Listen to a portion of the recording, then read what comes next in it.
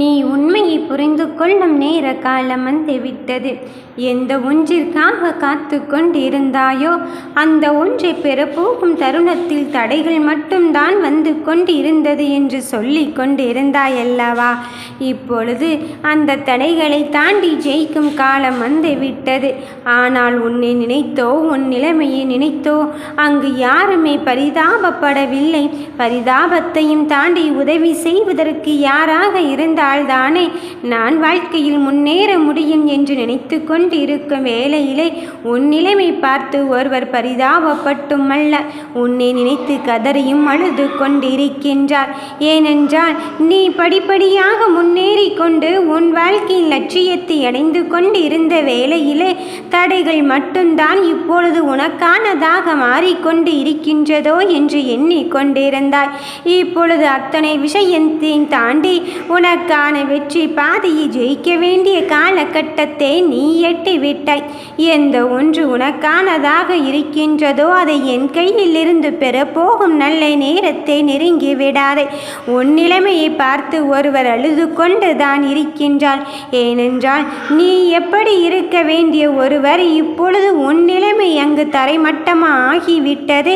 மற்றவர்கள் முன் தலை நிமிர்ந்து வாழ வேண்டிய நீ தலை குனிந்து உனக்கென்று என்ன இருக்கின்றது என்று கேட்கின்ற அளவுக்கு உன் வாழ்க்கையின் தன்மை மாறிவிட்டதே என்றுதானே உன் மனம் தளர்ந்து கொண்டு சோர்வடைந்து கொண்டே இருக்கின்றாய். என் பிள்ளையே, மனம் கலங்காதே. உனக்கான வெற்றியை தீர்மானிக்கத்தான் இந்த சாய்தேவன் நான் இருந்து கொண்டு இருக்கின்றேன். நமக்கு மட்டும் இப்படி ஆகிவிட்டதே என்று நீ ஒவ்வொரு அனுபவத்தின் முடிவிலிருந்தும் நல்லதொரு பாடத்தை கற்றுக்கொள்ளத்தான் போகிறாய். அதுவே உன் வாழ்க்கையில் வெற்றியடைய உதவப் போகிறது. அனுபவமே சிறந்த ஆசானாக இருக்கும்போது எதற்காக மனம் தளர்ந்து கொண்டு இருக்கின்றாய்? எந்த ஒரு கஷ்டத்திலும் நேர்மையாகவே இருந்து செயல்படு. உன் நேர்மைக்கான பலனை இந்த சாய்தேவன் நான் உனக்கு கண்ணில் காண்பிக்கத்தான் போகிறேன். யார் ஒருவர் உன் நிலைமை பார்த்து அங்கு பரிதாபப்பட்டு கதறுகிறாயோ அவரே உன் இரத்த உறவாகத்தான் இருக்க போகிறார். அக்கம் பக்கத்தில் உள்ளவர்கள் உன் நிலைமையை பார்த்து கைத்தட்டி சிரித்தவர்கள் எல்லோரும் ஏராளம் ஏராளம்.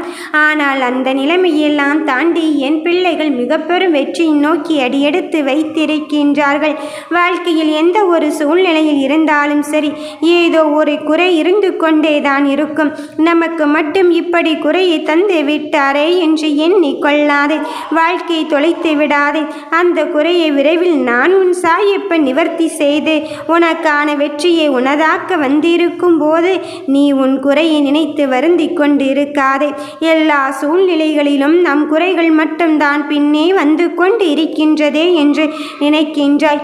ஆனால் அதை புத்திசாலித்தனமாக கடக்க கற்றுக்கொள்ள வேண்டும்.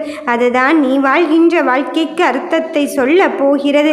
எல்லாம் முடிந்து விட்டது யார் ஒருவர் சொன்னாலும் இதையும் தாண்டி என் வாழ்க்கை ஆரம்பிக்கும் நேர காலம் வந்து விட்டது. அவர்கள் சொல்வதற்கு யார் என்ற நிலையை தாண்டி நீ உன் வாழ்க்கையை ஆரம்பிப்பதற்கான ஒரு புதிய அத்தியாயத்தை தொடங்கிப்பார். உனக்கான காலமும் நேரமும் தொடங்கிவிட்டது. என் பிள்ளையே, சிந்தனை வேண்டாம்.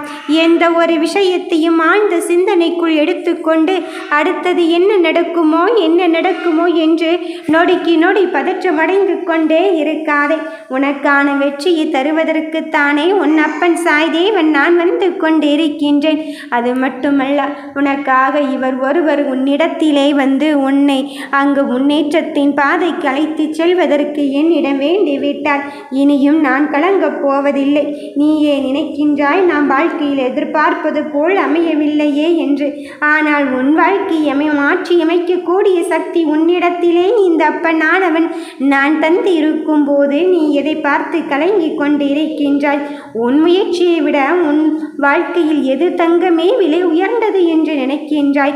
உன் நம்பிக்கைக்குரியவனாக இந்த சாய்தேவன் நான் இருந்து கொண்டு இருக்கும் போது இனி எல்லாமே கைகூடித்தான் வரப்போகிறது. நீ என்னை நம்பி வந்து விட்டாய். இனி நான் செய்வது மட்டும்தான் உன் உலகம் என்று நினைத்து கொண்டு இருக்கின்றாய். அப்படி இருக்கும் என்னில் தஞ்சமடைந்த என் பிள்ளையே, ஒரு பொழுதேனும் ஏமாற்றும் எண்ணம் எனக்கு கிடையாது. உன் வாழ்க்கையை நான் பாதையில் விட்டு விடுவேனோ, நற்றாற்றில் விட்டு விடுவேனோ என்று என்னை விட வேண்டாம். நீச்சலை கற்றுத்தந்து கரை சேர்ப்பனை தவிர உன்னை கைவிடும் எண்ணம் எனக்கு எப்பொழுதேனும் கிடையவே கிடையாது. நான் முதற்கடமையாக எதை நினைத்திருக்கின்றேன் தெரியுமா? உனக்கான வெற்றியைத்தான் என் முதற்கடமையாக வைத்திருக்கின்றேன். உனக்கு எத்தனை பிரச்சனைகள் வந்தாலும் என்னை மட்டுமே நினைத்துப்பார். விரைவில் அதிலிருந்து மீண்டு வருவாய். அதற்கு நான் துணை புரிவேன். உன் வாழ்வை பல மடங்காக உயர்த்துவதற்குத்தான் இந்த அப்பன் சாய்தேவன் நான் வந்து இருக்கும் போது உன் மனதில் எதை நினைத்தும் வருந்தி கொண்டிருக்காதே. என் கண்ணை, உன் மனம் குளிரப் போகிறது. என் ஆசீர்வாதம் உனக்கு அதிவிரைவில் கிடைக்கத்தான் போகிறது. யார் உன் நிலைமையை பார்த்து அங்கு பரிதாபப்பட்டு கொண்டிருந்தார்களோ, இப்பொழுது அந்த நிலைமையை எல்லாம் தாண்டி உனக்கான வெற்றி பாதையை தீர்மானிக்கும் நேரத்தை நீ நெருங்கிவிட்டாய். நீ கண்ணீர் விட்டு அன்றும் அழத்தான் போகிறாய். ஏன் தெரியுமா? இந்த அப்பன் சொன்ன சொல்லை காப்பாற்றி விட்டேன் என்று. நீ சொன்ன சொல்லிலிருந்து நீ சொன்ன பிரார்த்தனையை நான் அங்கு பழிக்க வைத்து விட்டேன் என்று.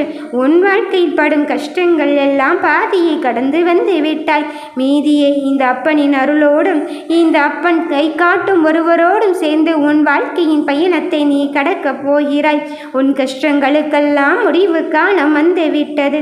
உன் கஷ்டங்களுக்கு உன் அப்பன் முடிவுரை கட்டிவிட்டேன்.